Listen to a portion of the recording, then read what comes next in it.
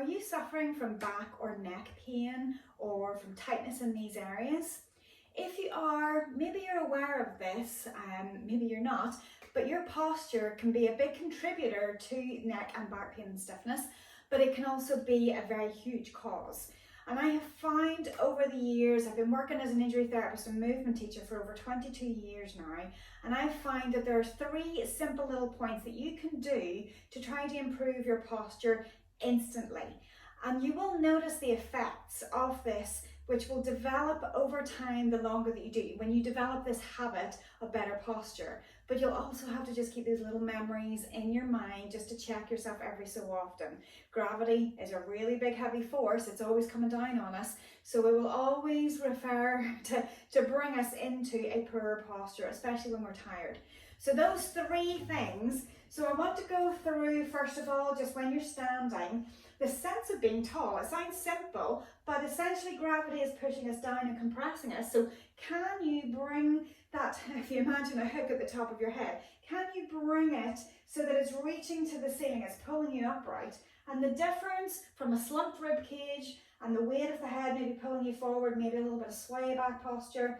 So if you get that sense of lifting from the back of the head, then it elongates the spine and it helps to draw you into a better posture. So what that does is it reduces down tension in through these areas that are being shortened and put under pressure with gravity.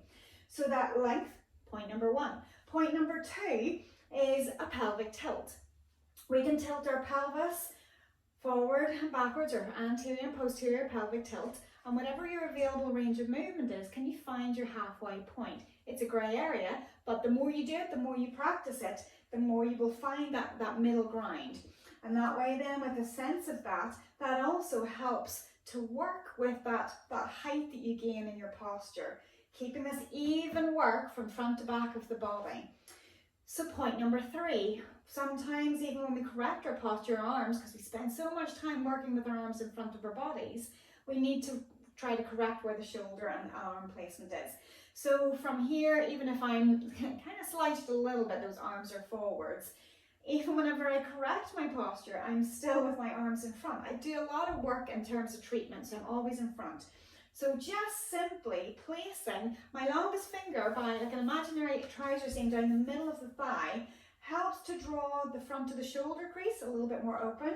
And from that point of view, it's going to bring your posture, open chest, and feel a little connection between your blades, this kind of soft V, especially if you do exercise, you've heard that before, I'm sure, but opening up through the shoulders to help bring that space, reducing down the tightness that happens in the chest, and then that causes, if you like, that additional tightness that you feel across the back. But that's a dysfunctional tightness from gravity trying to press you down and you're trying to hold yourself upright.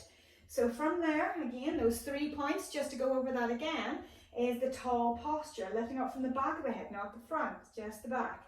Then that neutral pelvic tilt, and then from there, that hand placement, that middle finger behind the trouser seam.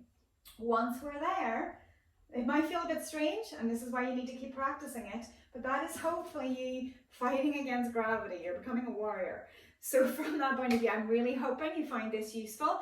A short little tip, but something that you can play with as many times through the day, even sticky reminders to come up, whether it's your phone going off with a little reminder, a note, or sticky notes maybe on a computer screen if you're doing a lot of work at a standing desk. But just try to practice it every time it comes into your head. And that way you develop good habits and it takes out some angles and pressures of building tension, which can cause pain. And then you'll hopefully notice that effect coming through fairly quickly.